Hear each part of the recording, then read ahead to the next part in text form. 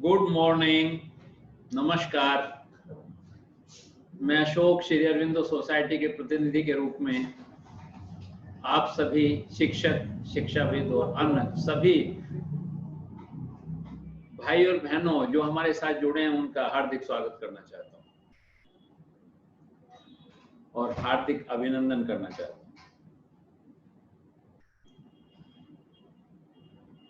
हम आज जिस विषय पर बातचीत करने जा रहे हैं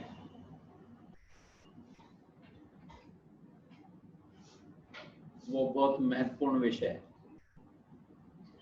महत्वपूर्ण विषय ही नहीं है, आज बहुत रोचक विषय भी है।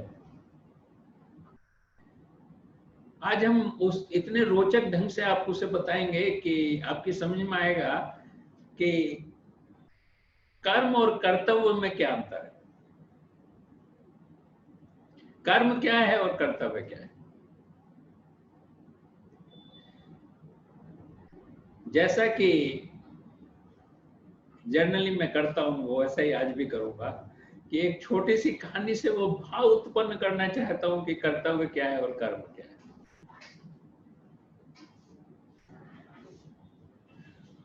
कहानी इस तरह से है कि एक व्यापारी थे और ऐसे व्यापारी थे जो उन्हें अन्य शहरों में जाना पड़ता था अपने व्यापार के लिए। और दिनों की भांति आज भी वो ठीक से उठे और सब तैयार हुए, अपना नाश्ता किया, भोजन बांधा और जैसे ही वो चलने के लिए तैयार हुए, जो भी उनके पास वाहन था, तो चौकीदार आके सामने खड़ा हो गया और हाथ जोड़ के कहने लगा कि मान्यवर आज आप कहीं नहीं जाएंगे।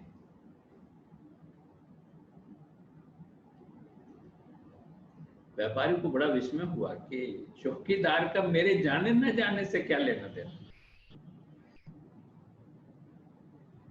उसने कहा क्यों, आज क्या बात है? रामदीन आज बात क्या है, आज क्यों रोक रहे हो आप मुझे? तो रामदीन ने कहा कि मेरी सरकार, मुझे एक वरदान है कि मुझे कभी झूठे सपने दिखाई नहीं देते, मुझे सच्चे सपने दिखाई देते। और आज मेरा जो सपना था वो ये था कि आज जिस ट्रेन में आप जा रहे हैं उस ट्रेन का एक्सीडेंट होगा और उसमें सभी व्यक्तियों की डेथ हो जाएगी। इसलिए मैं हाथ जोड़ के निवेदन करना चाहता हूं आपसे कि आज आप मत जाइए, मेरे कहने से मेरी बात मान लीजिए और आज आप मत जाइए। व्यापारी थोड़ी देर सोचा और सोचने के बाद शायद व्यापारी को लगा कि आज इतना महत्वपूर्ण कार्य नहीं है कि मैं अगर ना भी जाऊं तो शायद काम चल जाए। अगर ये रामदीन है, ये बात कह रहा है कि मेरे स्वप्न सदा सच्चे होते हैं और इस तरह की दुर्घटना और घटना घट सकती है, तो मुझे इस पे यकीन करना चाहिए। और व्यापारी ने रामदीन पे विश्वास किया और जो अपना प्रोग्राम था उसे स्थगित कर दिया। लेकिन व्यापारी के मन में एक ही बात उमड़ती रही कि क्या वास्तव में रामदीन सच बोल रहा होगा या रामदीन के सपने वास्तव में सच ही होते हैं। लेकिन उसके आश्चर्य का ठिकाना नहीं रहा जब अगले दिन न्यूज़पेपर आया और न्यूज़पेपर में था कि उस ट्रेन का एक्सीडेंट हो गया और उसमें जितने भी यात्री सफर कर रहे थे, ट्रेन पलट जाने से और घिसट जाने से तमाम यात्रियों की मौत हो गई, एक भी व्यक्ति जिंदा नहीं बचा। जो बचे हैं वो इतने ज्यादा घायल हैं कि उनके बचने की संभावना बहुत कम है। तो व्यापारी के आश्चर्य का ठिकाना नहीं रहा। उसने तुरंत अपने नौकर को भेजा और बोला, चौकीदार रामदीन को बुला के लाओ। रामदीन उपस्थित हुआ और व्यापारी ने उसके हाथ पे 10,000 की एक गड्डी रखते हुए कहा, अरे रामदीन, तुम तो बड़े महापुरुष आदमी हो यार, तुम तो बड़े आध्यात्मिक व्यक्ति हो, तुमने तो मेरी जान बचा दी। अगर मैं भी चला जाता तो निश्चित रूप से आज आमने सामने नहीं होते, मेरा व्यापार, मेरा परिवार सब बिखर जाता। तुमने तो मेरी जान बचा दी, तुम तो बहुत योगी पुरुष। ये तुम्हारा इनाम है, 10,000 रुपये। रामदीन ने सहर्ष उन्हें स्वीकारा और अपनी जेब में आराम से रखा। और जब चलने लगा तो व्यापारी ने कहा, यहाँ सुनो रामदीन, आपका इनाम मिल गया आपको? बोले हाँ सर मिल गया, लेकिन आपको इस नौकरी से बर्खास्त किया जाता है। मैं आपसे ये क्वेश्चन करना चाहता हूं, मैं आपसे प्रश्न पूछना चाहता हूं कि व्यापारी ने उसे एक तरफ तो 10,000 का इनाम दिया कि उसने उसकी जान बचा दी, एक तरफ व्यापारी कह रहा है तुम तो योगी पुरुष हो, तुम तो महान पुरुष हो, तुम्हारे सपने भी सच हैं, आपको पूर्वानुमान हो जाता है घटनाओं का, इससे बेहतर क्या हो सकता है। लेकिन दूसरी तरफ कह रहा है कि आपको आपकी नौकरी से बर्खास्त किया जाता है। ऐसा क्या कारण था? एक मिनट आप भी सोचिए, और शायद आपको प्रश्न का जवाब मिले नहीं मिले, लेकिन मैं आपको प्रश्न का जवाब फिर दूंगा।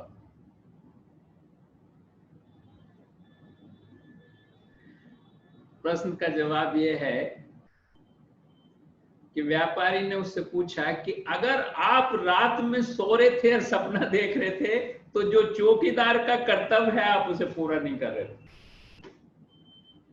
ये ठीक है, तुम महापुरुष हो, योगी पुरुष हो, स्वप्न सच्चा था, मेरी जान बच गई, each and everything is okay, लेकिन आप अपना कर्तव्य नहीं कर रहे थे, इसलिए आपको नौकरी से बर्खास्त किया जाता है। आपको तो जाग के चौकीदार का काम करना था, लेकिन आप तो कह रहे हो कि मुझे स्वप्न दिखाई दिया, इसका मतलब तुम सो रहे थे और गहरी नींद में सो रहे थे। गहरी नींद में सो रहे थे तभी स्वप्न दिखाई देगा, और अपना कर्तव्य पूरा नहीं कर रहे थे इसलिए आपको नौकरी से बर्खास्त किया जाता है।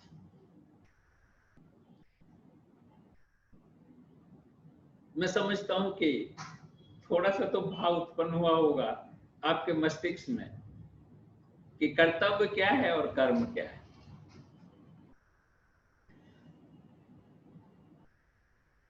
लेकिन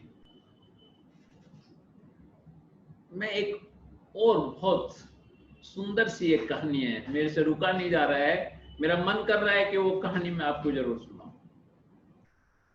वो कहानी सुना के आपको कर्तव्य बोध का संपूर्ण ज्ञान होने की संभावना है, ऐसा मैं सोचता हूं। आप शिक्षक हैं, निश्चित रूप से आपने प्रेमचंद को जरूर पढ़ा होगा। प्रेमचंद एक ऐसे लेखक हैं, भारतवर्ष के एक ऐसे लेखक हैं जो जमीन से जुड़े हैं। भारतवर्ष के प्रेमचंद एक ऐसे लेखक हैं जो संवेदनाओं का भंडार है। प्रेमचंद, मुंशी प्रेमचंद एक ऐसे लेखक हैं जो बहुत बारीक रेखाओं को पढ़ के अंकित करते हैं। वो संवेदनाओं के मास्टर हैं, संवेदनाओं के ऐसे ज्ञाता हैं, संवेदनाओं के ऐसे ज्ञाता हैं कि किसी भी मनुष्य की उसकी परिस्थितियों के अनुसार उन संवेदनाओं को पढ़ने का जितना प्रेमचंद को ज्ञान है शायद ही भारतवर्ष में किसी दूसरे व्यक्ति को है। इसीलिए मुंशी प्रेमचंद बहुत सम्मान के काबिल है। तो उनकी एक कहानी है मंत्र। आप में से निश्चित रूप से बहुत सारे लोगों ने पढ़ी होगी, लेकिन मैं उस कहानी को नहीं बताना चाहता। कहानी तो आपने पढ़ी होगी, संक्षिप्त में मैं कहानी को भी बताऊंगा, लेकिन मैं उन संवेदनाओं की बात करता हूं जो हमें कर्म से कर्तव्य में चेंज करते हैं। हम आज उनकी बात करेंगे जो कर्म और कर्तव्य में अंतर बताते हैं। हम उस पर आपके साथ विश्लेषण करना चाहते हैं।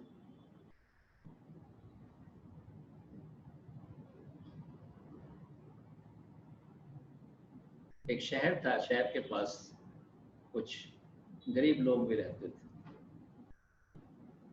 उन गरीब लोगों में एक छोटा सा मकान था, एक सपेरे का।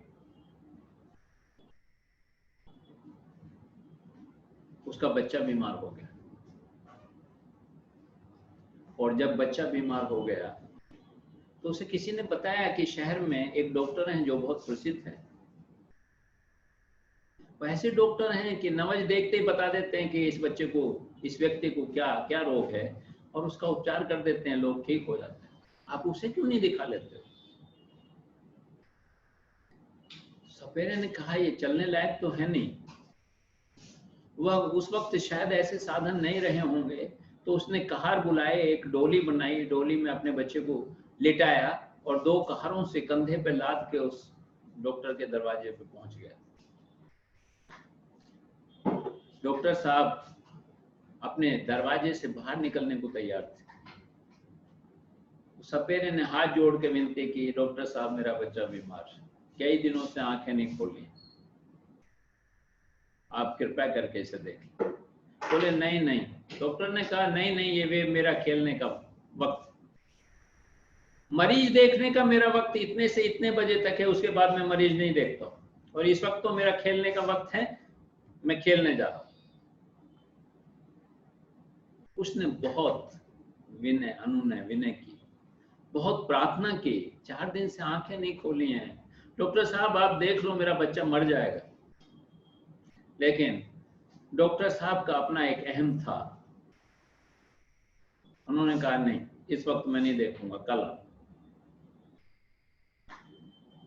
सपेरा अपने बच्चे को वापस ले गए। डॉक्टर खेलने चले गए, उनकी राह देखता रहा। लेकिन जब डॉक्टर बहुत टाइम तक नहीं वापस आए, उन्होंने सोचा था कि डॉक्टर साहब खेल के आएंगे तभी देख लें शायद, लेकिन जब बहुत देर तक नहीं आए तो उन्होंने कहारों को कहा घर चलिए।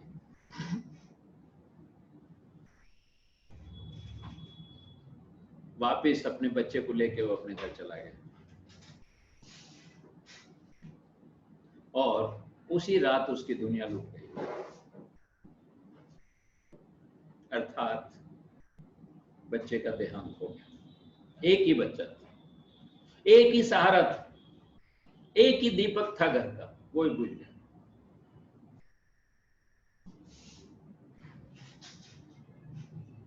दंपत्ति ने, जो सपेरा था और उसकी पत्नी ने, तो उन्होंने सोच लिया शायद ईश्वर को यही मंजूर था, विधाता को यही मंजूर था, इसलिए हमसे हमारा बच्चा छीन लिया। समय बीतता गया, समय बीतता गया और डॉक्टर साहब के बच्चे बड़े होने लगे। डॉक्टर साहब के भी एक लड़का था। जब लड़का 20 साल का हुआ तो डॉक्टर साहब ने महसूस किया कि इसकी बर्थडे मनाई जाए, भव्य बर्थडे मनाई जाए। उसके जन्मदिन को भव्य बनाने का पूरा प्रयास किया गया। बहुत सारे मित्र जो उसके सहपाठी थे वो भी उसमें आए, और उसमें डॉक्टर साहब के लड़के की एक प्रेमिका भी थी। सहपाठी तो थी लेकिन वो प्रेमिका भी थी, उससे वो प्यार करता था। और डॉक्टर साहब को के जो बच्चा था उसे सांप पालने का शौक था। सांप पालने का ही शौक नहीं था बल्कि जड़ी बूटियां रखने का भी शौक था। बहुत सारे सांप, डिफरेंट कैटेगरी के, एक से एक खतरनाक सांप उसने पाल रखे थे। लेकिन सारे सांपों से उसका मित्रवत व्यवहार था, क्योंकि उन सांपों के साथ वो खेलता था, उन्हें खाना खिलाता था, उन्हें पानी पिलाता था, तो सांप उसे मित्रवत पहचानते थे। और ये सारे मित्र जानते थे कि डॉक्टर साहब का जो लड़का था वो सांप पालता है, उसकी प्रेमिका भी जानती थी कि वो सांप पालता है। बर्थडे के केक कटने में अभी थोड़ा सा समय था, तो उस लड़की ने कहा कि आज अपना सांप नहीं दिखाओगे आप हमें? तो उसने कहा क्यों नहीं दिखाऊंगा, आइए ना, मैं दिखाता हूं आपको सांप। उसने जिस बॉक्स में सांप थे उसे दिखा दिया, देखो कितने सांप है, एक से एक खतरनाक सांप है। एक तो बिल्कुल काला नाग है, अगर ये किसी को काट ले तो बचेगा नहीं। ऐसे वो डिफरेंट जितने भी उसके पास सांप थे सब कैटेगराइज करके सबके विशेषता बता रहा था। तो उसके एक मित्र ने कहा कि लगता है आपने इनके सबके दांत तोड़ रखे हैं। बोले नहीं, मैंने किसी के दांत नहीं तोड़ रखे। बोले तो फिर कैसे आप इन्हें हाथ में उठा लेते हो, आपको भय नहीं लगता है? बोले नहीं, ये सब मेरे मित्र हैं, इसलिए मुझे कोई भय नहीं लगता है। तो उस मित्र ने कहा कि निश्चित रूप से तुमने दांत तोड़ रखे हैं, नहीं तो भय तो लगता है सांप से। तो उसके हाथ में एक काला नाग था, उसने उसके मुंह को इतनी जोर से दबाया कि उसका मुंह खुल गया और मुंह खुल गया तो उसने दिखाया अपने मित्र को कि देखो इसके सारे दांत हैं, एक भी दांत नहीं टूटा हुआ। उसकी प्रेमिका आग्रह करती रही, अनुनय विनय करती रही कि छोड़ दो ना उस सांप को, उसका मुंह इतना मत दबाओ। लेकिन वो मित्र को ये दिखाना चाहता था कि मैंने किसी के दांत नहीं तोड़े। लेकिन आज उस सांप को मित्रवत व्यवहार नहीं लग रहा था। उसे लग रहा था कि आज तक कभी भी मेरा मुंह इतनी जोर से इस व्यक्ति ने नहीं दबाया, आज मुझे शायद ये मारना चाहता है। ये भाव कहीं सांप के मन में उत्पन्न हो गया होगा। और जैसे ये भाव उत्पन्न हुआ और उसने सांप का मुंह छोड़ा, वैसे ही सांप ने उसे डस लिया, काट लिया। वो उसी सांप के बारे में तो बता रहा था, ये सबसे खतरनाक सांप है, एक बार काट ले तो कोई बचता नहीं है। जैसे ही काटा वैसे ही वो अपने कमरे में भागा, वहां से उसने एक जड़ी ली और जड़ी को उसे जहां काटा था उस पर लगा लिया। डॉक्टर साहब ने बहुत कहा कि इस जड़ी बूटी के चक्कर में मत पड़ो, मैं इंजेक्शन दे देता हूं, उससे जान बच सकती है। लेकिन उसने कहा नहीं, मुझे अपनी जड़ी बूटी पे पूरा विश्वास है, मैंने इस जड़ी बूटी से बहुत सारे लोगों का इलाज किया है और मैं बिल्कुल ठीक हो जाऊंगा, आप चिंता ना करें। लेकिन कुछ समय के बाद लड़के की आंखें बंद होने लगी। डॉक्टर साहब की पत्नी ने कहा कि आप अपना इंजेक्शन क्यों नहीं लगा देते हो? बच्चे की आंखें बंद होती जा रही हैं, वो निष्क्रिय होता जा रहा है, निस्तेज होता जा रहा है। तो डॉक्टर ने कहा अब मेरा इंजेक्शन कोई काम नहीं करेगा। अब मेरा इंजेक्शन तो तभी काम करता जब तुरंत मैं इंजेक्शन लगाता, लेकिन तब मुझे लगाने नहीं दिया गया, अब मेरा इंजेक्शन काम नहीं करेगा। और ऐसा लगने लगा कि अब बच्चा बचेगा नहीं। बर्थडे पार्टी थी, बहुत सारे लोग इकट्ठा थे, बहुत सारे उसके सहपाठी इकट्ठा थे। सब निराश हो गए और बहुत उदास हो गए। किसी ने सलाह दी कि किसी झाड़ने फूंकने वाले सपेरे को बुला लाओ। कोई आसपास था सपेरा, उसे बुलाया गया। उसने आके कहा कि अब कुछ नहीं बचा है, वक्त गुजर गया। वक्त से शायद आप मुझे बुलाते तो मैं निश्चित रूप से इसका कुछ कर सकता था, लेकिन अब तो जहर सारे शरीर में फैल चुका है, अब कुछ नहीं हो सकता। और ये कह के वो चला गया। सारे शहर में चर्चा हो गई। चर्चित डॉक्टर था, योग डॉक्टर था, सारे लोग उसे जानते थे, प्रतिष्ठित था, पैसा था, सब कुछ था, सारे लोग जानते थे, अकेला पुत्र था, ये सब लोग जानते थे। ये चर्चा का विषय बन गया। किसी ने जाके वो भगत जी को भी कहा, वही भगत जी सपेरा जो एक दिन अपने बच्चे को इस डॉक्टर के पास लेके आया था और डॉक्टर ने उसे देखने के लिए मना कर दिया था और उसके बच्चे की डेथ हो गई थी। उसे जाके किसी ने कहा, अरे आपने सुना है वो डॉक्टर साहब का जो बच्चा था, अकेला बच्चा था, उसे सांप ने काट लिया है और बिल्कुल मरने के करीब। सबने हाथ उठा दिए। भगत जी ने कहा, ये वही डॉक्टर है ना जिसने, मैं बच्चे को अपने को दिखाने लेने गया था, मैंने पैर पकड़ लिए थे, उन्होंने विनय की थी, मैंने हाथ जोड़ के प्रार्थना की थी, लेकिन मेरे बच्चे को नहीं देखा था इसने। इसलिए मरे तो मरे, मैं उसे देखने नहीं जाऊंगा। उस व्यक्ति ने कहा, भगत जी आप ही बचा सकते हो, आप चाहें तो उसके बच्चे को बचा सकते हो, केवल आप ही बचा सकते हो। बोले मैं क्यों बचाऊंगा, उसने मेरा बच्चा नहीं बचाया तो मैं क्यों बचाऊंगा, इसलिए मैं बिल्कुल नहीं जाऊंगा। और ये कह के भगत जी ने अपना दरवाजा बंद कर लिया। और जब बंद कर लिया तो वृद्धा ने पूछा, उसकी पत्नी ने पूछा क्या हुआ?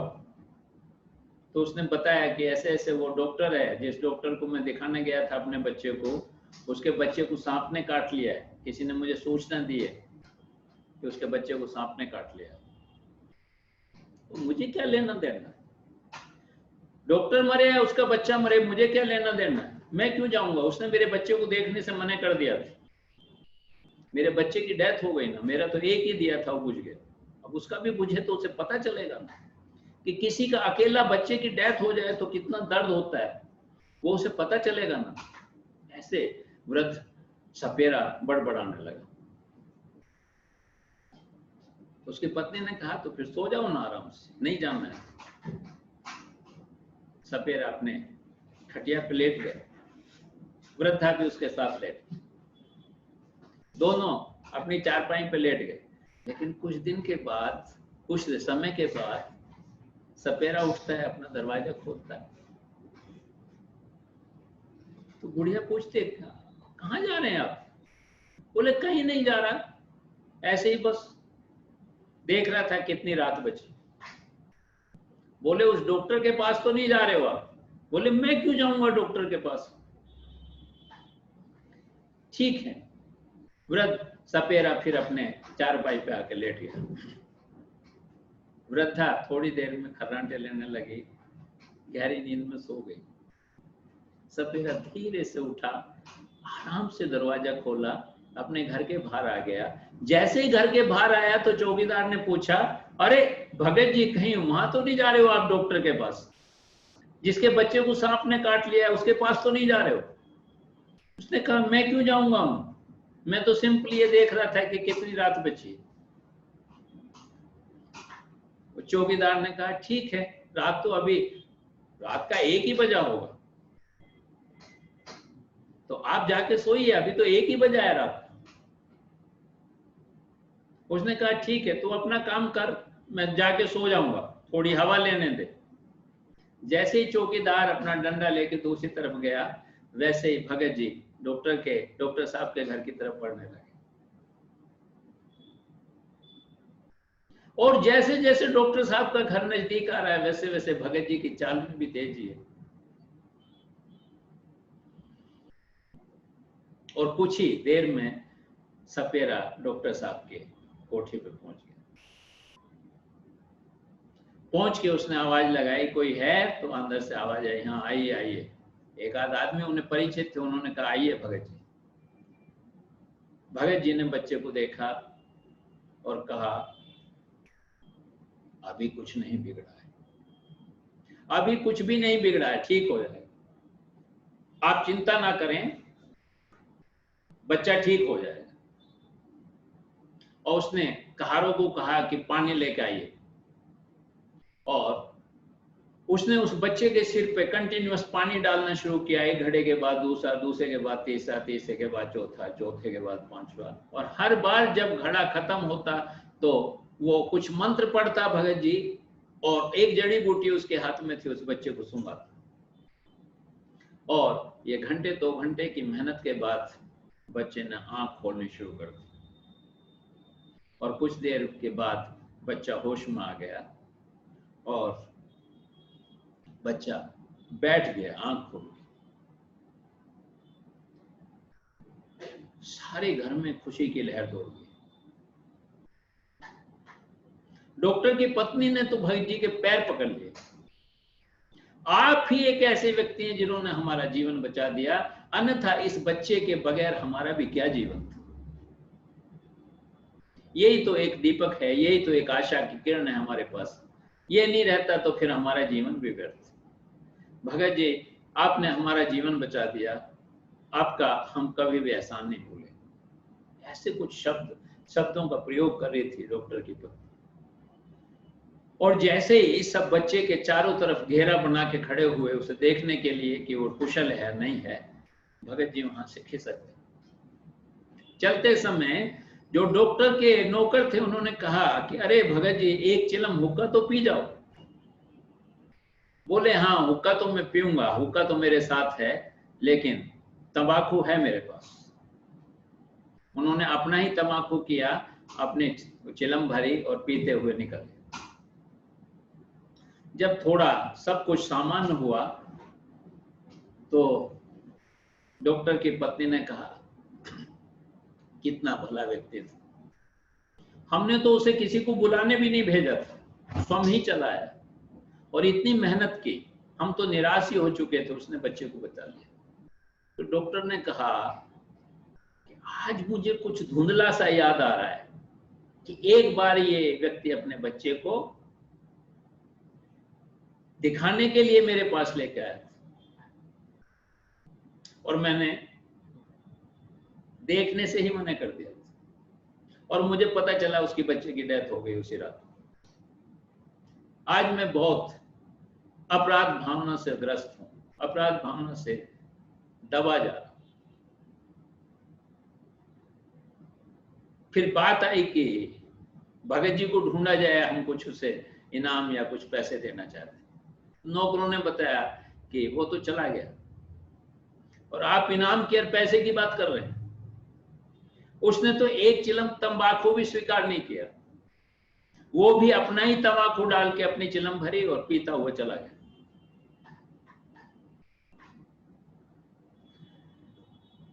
ये कहानी थी। अब हम थोड़ा सा विश्लेषण करेंगे। विश्लेषण करेंगे कि कौन व्यक्ति अपना कर्म कर रहा था और कौन व्यक्ति अपना कर्तव्य कर रहा था। जो डॉक्टर साहब थे वो अपना कर्म कर रहे थे। उन्होंने एक टाइम निश्चित कर लिया था, इस टाइम के बीच में देखूंगा, इसके बाद नहीं देखूंगा, मेरे खेल का टाइम है, कोई मरता मरे गिरता गिरे, इससे मुझे क्या लेना देना है, मेरा टाइम खत्म, इसलिए मैं अब खेलने जाऊंगा, शाम को खाना खाऊंगा, सुबह ही देखूंगा, मेरा 10 से 12 या 10 से 1 मेरा समय है देखने का मरीजों का, इसके बाद मैं ना देखूं ना इससे पहले देखूं। और वो सपेरा अपना कर्तव्य कर रहा था।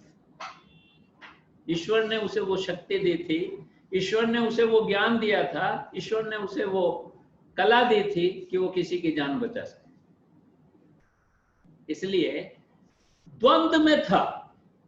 मस्तिष्क जो उसे केवल और केवल कर्म करने के लिए बाध्य कर रहा था, वहीं उसका हृदय उसे कर्तव्य करने के लिए बाध्य कर रहा था।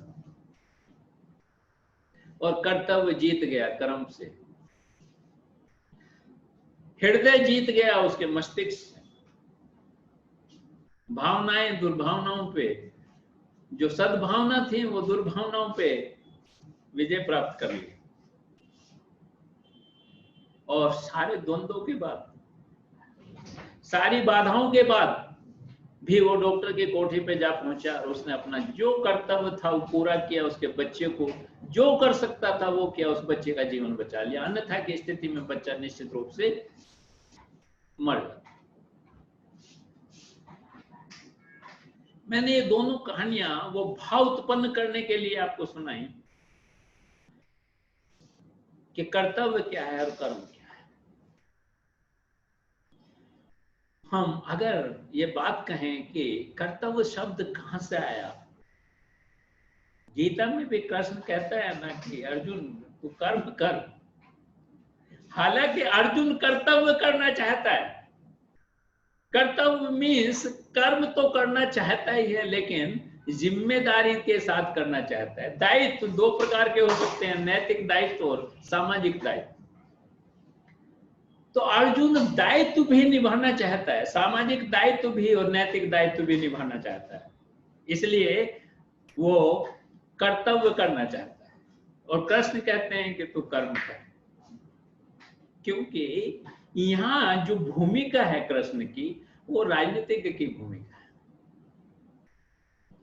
कृष्ण के अगर कोई भी व्यक्ति कृष्ण को पूरा जानना चाहता है तो उसके तमाम आयामों को जो उसने अपनी जिंदगी में जिए बचपन से लेके और वृद्धता तक, वो सब जानने पड़ेंगे। इसलिए शायद पूरी दुनिया में कृष्ण जैसा आदमी नहीं हुआ है, इसलिए कृष्ण को समझना आसान काम नहीं, कृष्ण को समझना बहुत कठिन काम, क्योंकि ऐसा व्यक्ति शायद ऐसा जीवंत भगवान, एक ऐसा जीवंत ईश्वर वो पैदा नहीं हुआ पृथ्वी। कृष्ण जब बचपन में था तो बचपन जीता है, कृष्ण जब नवयुवक हुआ तो नवयुवक जीता है, कृष्ण अगर राजा बना तो राजा जीता है, शांति दूत बन के जाता है तो 5 गांवों की बात करता है, शांति दूत बन जाता है। युद्ध के मैदान में खड़ा है तो सबसे बड़ा योद्धा बनता है, राजनीतिक के क्षेत्र में खड़ा है तो सबसे बड़ा राजनीतिक साबित होता है। मैं कृष्ण की बात इसलिए कह रहा हूं कि जब वो अर्जुन को कहते हैं कि तू कर्म कर, तो ये कंफ्यूजन क्रिएट हो सकता है आपके मन में भी, मेरे मन में भी है, कि वो कहता है कि तू कर्म कर, कर्तव्य की बात ही मत कर। कर्तव्य की बात तो अर्जुन कर रहा है कि उसका कर्तव्य ये है, वो पिता को नहीं मार सकता, भीष्म पितामह को नहीं मार सकता, अपने गुरु को नहीं मार सकता, वो अपने भाइयों को नहीं मार सकता जिनके साथ खेल रहा है। तो ये कर्तव्य है, यानी कि कर्तव्य वो है, कर्तव्य इज इक्वल टू कर्म प्लस दायित्व, यानी कि रेस्पॉन्सिबिलिटी। जो दायित्व है दो प्रकार का हो सकता है, वो नैतिक दायित्व और सामाजिक दायित्व। तो अगर हम उसे डिफाइन करें कर्तव्य क्या है, तो हम इस तरह से डिफाइन कर सकते हैं कि कोई भी जाति, कोई भी संप्रदाय, कोई भी समाज, कोई भी देश दो मूल्य निर्धारित करता है, जो हमने अपने पिछले सेशन में भी एक बार जिक्र किया था आपके साथ, कि कुछ सामाजिक मूल्य हैं, कुछ नैतिक मूल्य। उन सामाजिक मूल्यों में अगर आप उन्हें नहीं पालन करोगे तो दंड का प्रावधान भी हो सकता है, लेकिन जो नैतिक मूल्य हैं वो आप पे निर्भर करते हैं कि आप उन्हें स्वीकार करते हैं और अपने व्यवहार में लेके आते हैं या नहीं लेके आते हैं, उसमें कोई दंड का प्रावधान नहीं है। इसलिए कर्तव्य की भावना पैदा की जा सकती है किसी व्यक्ति में, कर्म के साथ जब दायित्व का बोध भी उसे हो जाए तो कर्म कर्तव्य में तब्दील हो जाता है।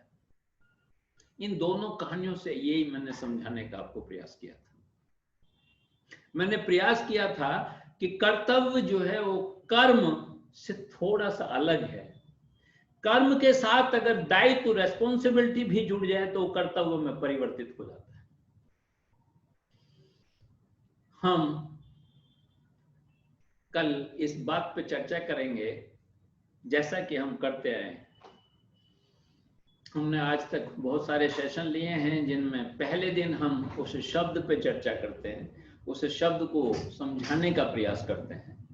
हम कोशिश करते हैं कि उस शब्द की जो गहराइयां हैं वो आप तक पहुंच सकें। हम चाहते हैं कि उस शब्द की गहराइयों को हम भी आत्मसात कर सकें।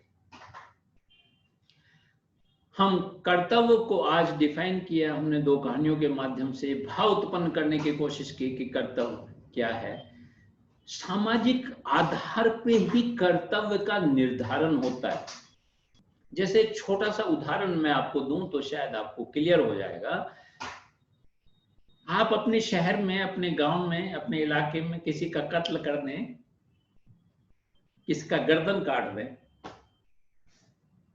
तो शायद निश्चित रूप से पुलिस आपको पकड़ के ले जाएगी, मुकदमा चलेगा और आपको फांसी की सजा भी मिल सकती है और कुछ सालों की जेल भी हो सकती है।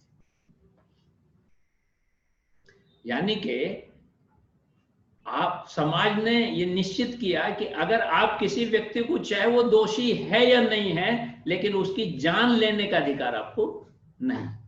अगर आप जान लेते हैं तो निश्चित रूप से आप अपराधी हैं और आपको उस अपराध का दंड मिलेगा। काहे का दंड मिलेगा आपको? क्योंकि आपने एक व्यक्ति की गर्दन काट दी, एक व्यक्ति की हत्या कर दी। और वो सैनिक जो 10 लोगों की हत्या करके 10 सिर काट के ले आता है और अपने कमांडर को दिखाता है कि सर उसकी सीमा में घुस के 10 लोगों को मार के आया हूं, क्योंकि उन्होंने अतिक्रमण किया था हमारी सीमाओं का, या हम पे अटैक किया था, या हम पे जो है हमें मारने की कोशिश की थी। और कमांडर उसे खुशी से गले लगा लेता है। क्या बहादुर आदमी हो तो। सरकार को भेजता है उसका नाम कि इसे कोई वीर चक्र दिया जाना चाहिए। 10 लोगों की हत्या करके सिर काट के ले आए मेरे पास, इतना बहादुर। हत्या तो उसने भी की है ना।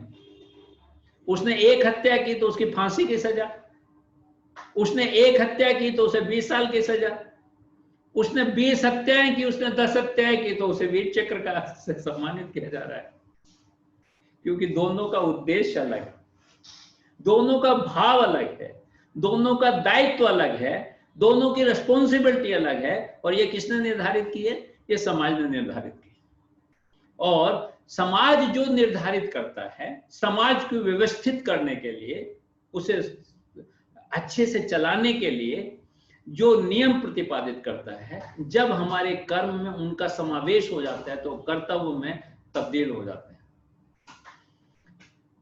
कल हम कर्तव्य की भावना शिक्षा के द्वारा किस तरह से प्रतिपादित की जा सकती है, शिक्षक में कर्तव्य की भावना क्यों होनी चाहिए, वो तभी कर्तव्य की भावना विद्यार्थी और शिक्षार्थी में पैदा कर सकता है। एक बेहतर समाज के निर्माण के लिए कर्तव्य का भाव कितना आवश्यक है, इस पे विस्तार से कल हम आपके साथ चर्चा करेंगे। आज हमने जो भी आपके साथ चर्चा और परिचर्चा की, उस संबंध में अगर किसी के मन में कोई भी प्रश्न है तो निश्चित रूप से वो हमसे पूछ सकता है। हम पूरी कोशिश करेंगे कि हम उसका आंसर करने का प्रयास करें। मैं एक बार हृदय से उन सब लोगों का पुनः आभार व्यक्त करना चाहता हूं जो पिछले करीब 20-25 दिन से हमारे साथ जुड़े हुए हैं, कंटिन्यूस जुड़े हुए। प्रतिदिन हजारों की संख्या में लोग जो हमारे साथ जुड़ते हैं और हमें सुनते हैं, उन सबका मैं हृदय से आभार प्रकट करना चाहता हूं। और मैं ये विश्वास रखता हूं कि श्री अरविंदो सोसाइटी एक माध्यम के रूप में मुझे जो दायित्व दिया है उसे मैं पूरा करने में तभी सफल और सक्षम होऊंगा तब आप जो कुछ मैं बताना चाहता हूं उसे अपने जीवन में उतार के अपनी जीवन शैली में थोड़ा सा बदलाव भी अगर ले आए तो निश्चित रूप से मैं अपने को सफल समझूंगा। और मुझे ये पूरा विश्वास है कि जो लोग मेरे साथ जुड़ रहे हैं, जो मुझे सुन रहे हैं, वो अपने जीवन में कुछ ना कुछ बदलाव लाएंगे। और बदलाव लाएंगे तो उनका जीवन बेहतर होगा। उनका जीवन बेहतर होगा क्योंकि आप ज्यादातर शिक्षक हैं, तो विद्यार्थियों का जीवन बेहतर करने में सहायक होगा, अगली पीढ़ी बेहतर होगी और ये देश बेहतर होगा। ये हमारी कल्पना है, हमारा सपना है, जो हम निश्चित रूप से आप सबके मिल के आपके साथ साकार करेंगे। धन्यवाद। आप सबका एक बार पुनः आभार।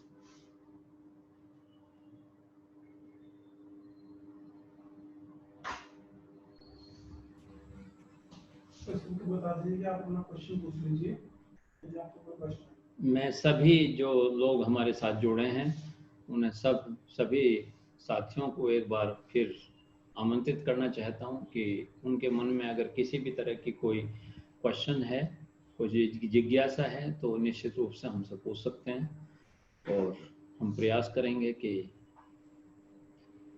उसका आंसर करें, उसका उत्तर दें।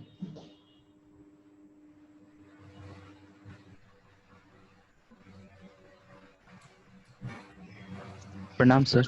खुश रहो सर, आप आज बात किए कि कर्म और कर्तव्य, कर्म प्रथम है कि कर्तव्य प्रथम है, पर जब कर्म के साथ दायित्व मिलता है तब जाके कर्तव्य बनता है सर। पर यदि मैं बात करूं सर कर्म और कर्तव्य की, तो सर इसकी धारणा अलग अलग हो जाती है। जैसे अब कोई आर्मी मैन है, उसका कर्तव्य बनता है कि वो माँ बाप की बुढ़ापे में उसकी सहारा का लाठी बने, और उसका ये भी कर्तव्य बनता है, दायित्व बनता है कि वो देश के लिए बॉर्डर पे लड़े। यदि इस की बात करूं, दोनों वो कर्म कर रहा है, माँ बाप की भी देखभाल कर रहा है, देश का भी देखभाल कर रहा है, पर दायित्व का जो है सर, ये डिफरेंस हो जाता है, क्योंकि दायित्व उसका ये भी बनता है कि वो माँ बाप की सेवा करे, दायित्व उसका ये भी बनता है कि वो देश की सेवा करे, और वो देश की सेवा करते करते यदि शहीद हो जाता है तो कहीं ना कहीं वो माँ बाप का दायित्व नहीं निभा पाता। तो सर जब कब हम कर्तव्य करने की बात करते हैं तो क्या ये दायित्व को जो निर्वाहन होता है ये बहुत डिफिकल्ट हो जाता है समझना करना, जब क्योंकि दायित्व करेंगे तभी हमारा कर्तव्य का बोध होगा। तो कहीं ना कहीं हम जब दायित्व किसी के लिए करते हैं तो अलग अलग हो जाता है, डिफरेंस आ जाता है। तो सर दायित्व का जो महत्व, मुझे लगता है कि सर दायित्व बहुत डिफिकल्ट चीज है, क्योंकि आप जिस क्षेत्र में हैं, जिस क्षेत्र के लिए कर रहे हैं, तो उसके लिए आपको दायित्व निर्धारित करना पड़ता है। यदि आप आर्मी के लिए कर रहे हैं तो उसका दायित्व अलग हो जाता है, यदि आप अपने माता पिता के लिए कर रहे हैं तो उसका दायित्व अलग हो जाता है। तो किस दायित्व का पहले निर्धारण करना चाहिए? रमेश, किसी भी दायित्व का पहले और बाद में निर्धारण का मसला नहीं है। मैंने आज बहुत सुंदर एक उदाहरण देने का प्रयास आपको किया कृष्ण का, कि कृष्ण एक ऐसे आध्यात्मिक पुरुष हैं पूरे विश्व में जो जीवंत हैं। उनसे जीवंत महापुरुष आज तक पूरे विश्व में पैदा नहीं हुआ है, इसीलिए कि उन्होंने पहले और बाद दायित्व को नहीं निभाने की कोशिश की। उन्हें जो दायित्व जब मिला जब निभाया। अगर बचपन में उन्हें यह दायित्व था कि मेरे जितने साथी हैं उन्हें भी मक्खन मिलना चाहिए, तो मक्खन चुराने में वो सबसे आगे रहते थे। निश्चित रूप से सीढ़ी का जो आधार था वो दूसरे बच्चों को बनाते हों, लेकिन जो छीके पे हांडी होती थी उसे तोड़ने में कृष्ण नहीं तोड़ते थे, और जब उससे मक्खन निकलता था तो खुद तो खाते थे, दूसरों को डिस्ट्रीब्यूट करते थे। तो वहां उनका दायित्व था कि जो मेरे साथ बच्चे खेलते हैं उन्हें भी मक्खन मिलना चाहिए। ठीक, इसके बाद जब बड़े हुए तो उन्हें गोपिकाओं से बहुत स्नेह था, गोपिकाओं को उनसे बहुत स्नेह था, गांव वालों लोगों को उनसे बहुत स्नेह था, उन्हें गांव वाले लोगों से स्नेह था। उन्होंने हर कसौटी पे खरा उतरे। इसके बाद अगर शांति दूत बन के गए तो वहां तक उतर आए कि केवल 5 गांव दे दो पांडवों को और मैं शांति का प्रस्ताव लेके आया हूं और शांति हो जाएगी, आपसे युद्ध नहीं होगा। लेकिन जब युद्ध के मैदान में उतरे तो सबसे सशक्त योद्धा के रूप में उतरे कि मेरे पास वो चक्र है जो किसी की भी गर्दन काट के ला सकता है।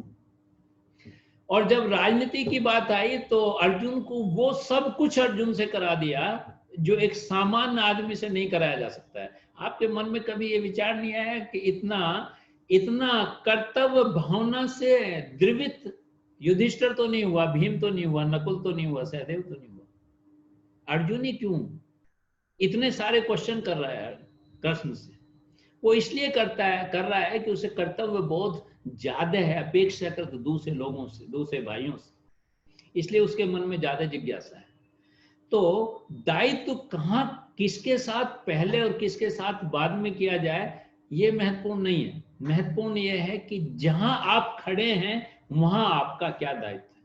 आपने एक सैनिक की बात की, जब वो सीमा पे होता है तो उसका दायित्व है देश की रक्षा करना, लेकिन जब वो घर में छुट्टी में आता है तो देश की रक्षा कोई दूसरा करता है ना, तब उसके देश की रक्षा करना दायित्व नहीं है। फिर अपने बच्चों के साथ घूमना फिरना, एंजॉय करना, अपने बच्चों को टाइम देना, अपनी पत्नी को टाइम देना, उसके साथ काम करना, उसे स्नेह करना, ये सब उसका दायित्व है। और जब रिटायरमेंट के बाद आता है तो देश की रक्षा किसी को सौंप के आता है, फिर माँ बाप के साथ और माँ बाप के सेवा, अपने बच्चों के साथ रहना, या घर में जो भी खेती बाड़ी व्यापार है उसमें सहयोग करना, वो उसका दायित्व। तो पहले क्या और बाद में क्या, ये प्रश्न ही गलत है। प्रश्न ये है कि जब भी जहां जिस परिस्थिति में कोई व्यक्ति है वहां उसका कोई ना कोई दायित्व होता है, कोई ना कोई रेस्पॉन्सिबिलिटी होती है, कोई ना कोई जिम्मेदारी होती है, उस जिम्मेदारी को उसे पूरा करना है। पहले और बाद का तो मसला ही खत्म है। तो जैसे जैसे परिस्थिति चेंज होंगी वैसे वैसे दायित्व भी चेंज होता है, वैसे वैसे रेस्पॉन्सिबिलिटी भी चेंज होती है, वैसे ही वो निभाना चाहिए उसे। और ये बोध जो है, दायित्व का बोध या कर्तव्य का बोध, हम एजुकेशन के द्वारा बच्चे में निर्मित कर सकते हैं, किसी भी विद्यार्थी में वो भाव उत्पन्न कर सकते हैं। इसलिए हम शिक्षक और शिक्षा में ये बात करना चाहते हैं कि कर्तव्य का बोध क्यों जरूरी है, एक बेहतर समाज के लिए क्यों आवश्यक है। इसलिए जहां जिन परिस्थितियों में रमेश आप हो, आप या कोई भी व्यक्ति अगर जिस परिस्थिति में है वो उस परिस्थिति के अनुसार नैतिक रूप से, सामाजिक रूप से उसके कुछ दायित्व बनते हैं, उनका हमें निर्वहन करना चाहिए, उन्हें हमें पूरा करना चाहिए। पहले और बाद का तो कोई क्वेश्चन ही नहीं होता, मेरा ऐसा मत है। सर तो दायित्व का जब हम बात करते हैं तो कर्म वहां उसमें कहाँ बचता है सर? बिना कर्म के क्योंकि तो यदि बिना कर्म के कर्तव्य नहीं हो सकता है। कर्म तो मूलभूत है, कर्म करे बगैर तो कर्तव्य नहीं बन सकता है।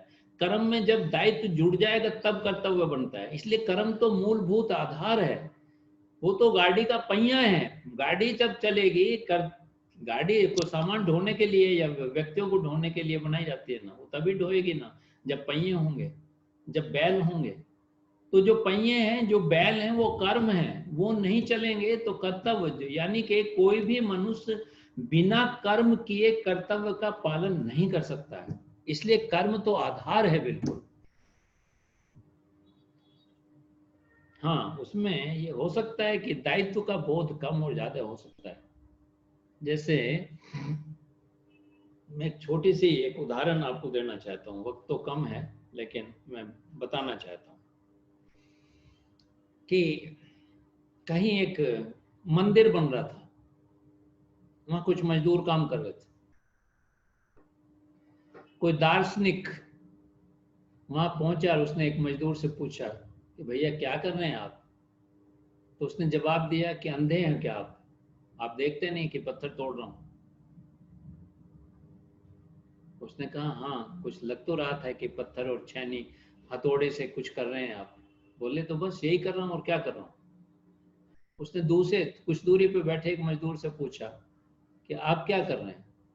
तो उसने कहा यार तुम्हारी समझ में नहीं आता मैं क्या कर रहा हूँ, काम कर रहा हूँ, कुछ 10 पैसे मिल जाते हैं, शाम को जाके अपनी पत्नी बच्चों के लिए एक भोजन भजन का इंतजाम कर लेता हूँ, तो एक रोजी रोटी के लिए काम कर रहा हूँ, और क्या कर रहा हूँ।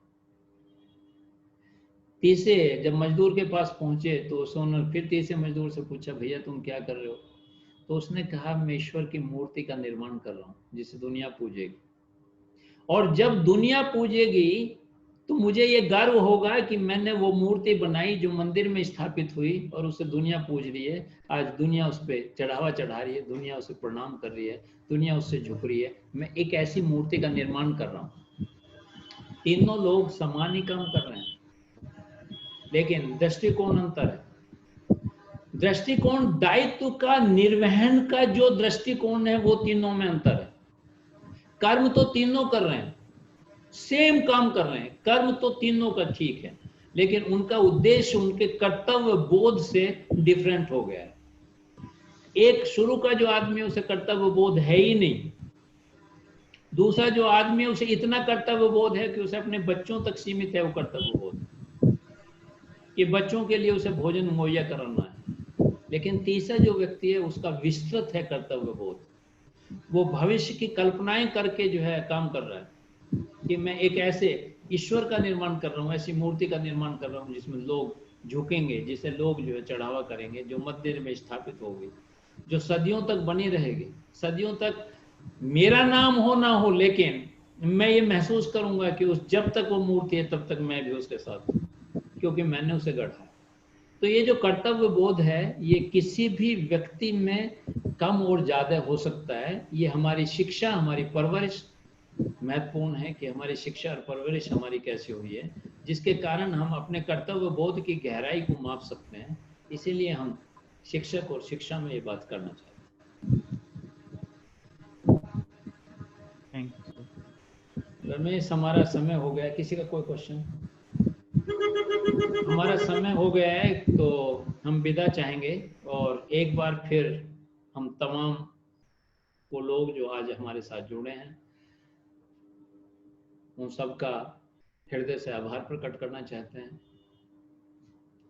और हम चाहेंगे कि हमारे ये सेशन कंटिन्यू चलेंगे, प्रतिदिन एक नया विषय होगा।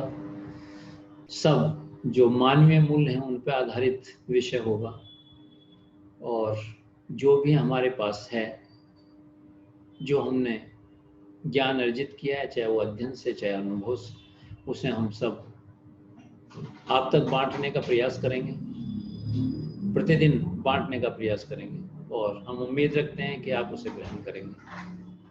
इसलिए अंत में एक बार सभी लोग जो हमारे साथ जुड़े हैं उन्हें मैं हृदय से आभार प्रकट करना चाहता हूँ। धन्यवाद।